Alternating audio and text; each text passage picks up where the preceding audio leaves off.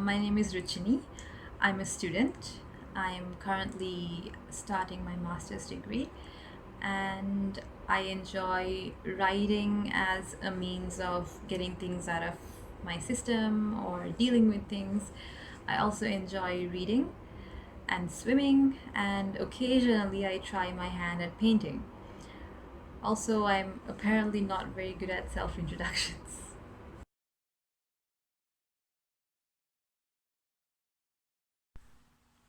Love.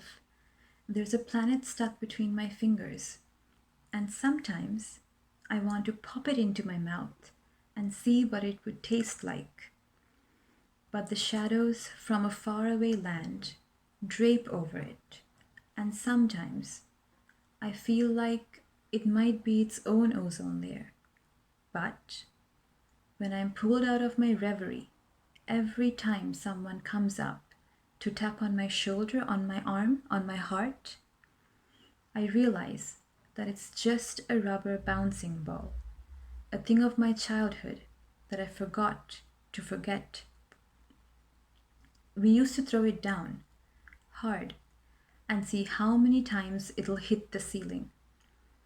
Time turned it into a planet so big, but fittable between my fingers.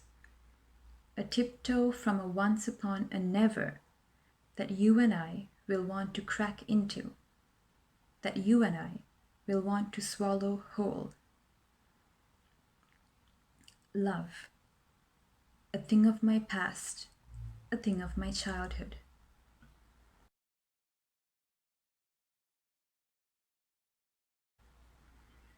She could inhale it in blue, exhale it in greens and yellows, and the shisha place called her magic. They'd point her out and sell her, but she'd love the attention. She'd let each new stranger buy her a new colored toy to smoke up her lungs for a temporary high. Then she'd strap on her black heels, pull up her skirt a little higher, and walk away with a small sway playing around her hips and catching all the more eyes for all the tomorrows. She'd take a cab and always go back to that one admirer who bought her the most. She'd let him devour her with his sordid, wanting eyes, and let him kiss her, inhaling the smoke in her lungs, and then she'd cut off his oxygen and watch him writhe. He called it love, because sometimes, just sometimes, she let him get close enough to smoke up a bit of her in exchange for a past. He had plenty.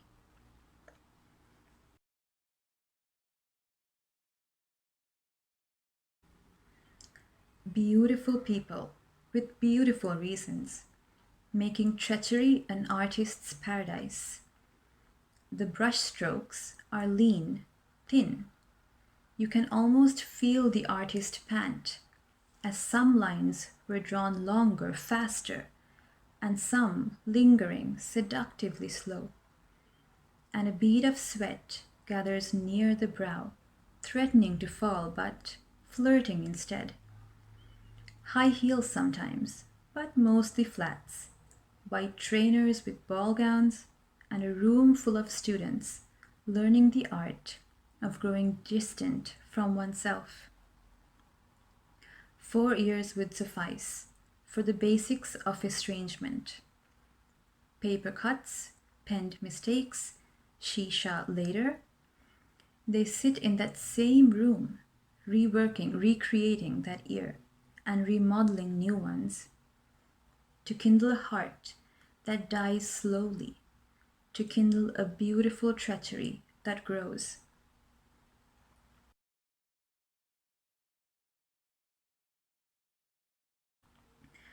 Massive chunks of cement, greased with charcoal poppies, across the green field, underlaid with bodies of heroes who fought someone over something because of somebody.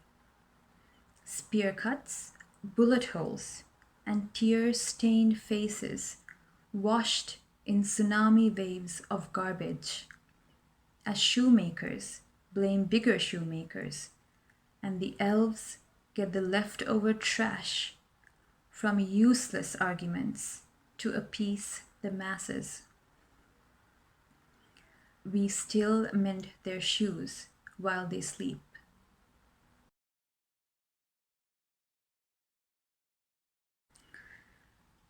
I'd like to check how many cream crackers I'd be able to spread you on until you start tasting like a stranger. I'd like to know, because that taste might be all I'll be left with when this chapter 2 closes with a silent bang. I'd like to place your feet firmly at one end of a rainbow and stretch you all across the sky to the other end and see the holes through which I'll catch rainbow glimpses, reminding me that sometimes colors come out when you stretch yourself the thinnest. I'd like to keep an imprint of your hand on the beach and camp next to it, trying to understand how long it'll take for the sand to look unimprinted again. 'Cause I feel your fingers grasping my heart now. I'd like to know what will happen when they grasp another instead.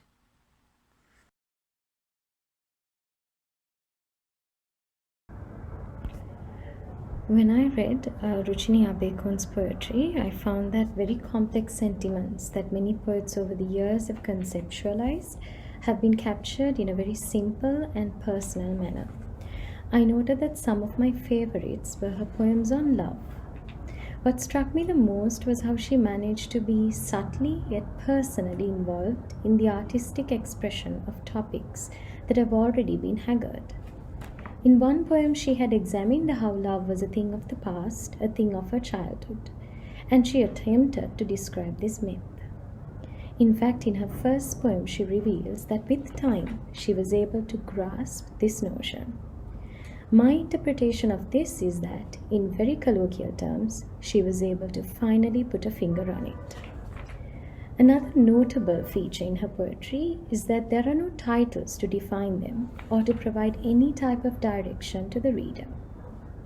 The poems are open to many interpretations as a result of this, and this makes her poetry stand out.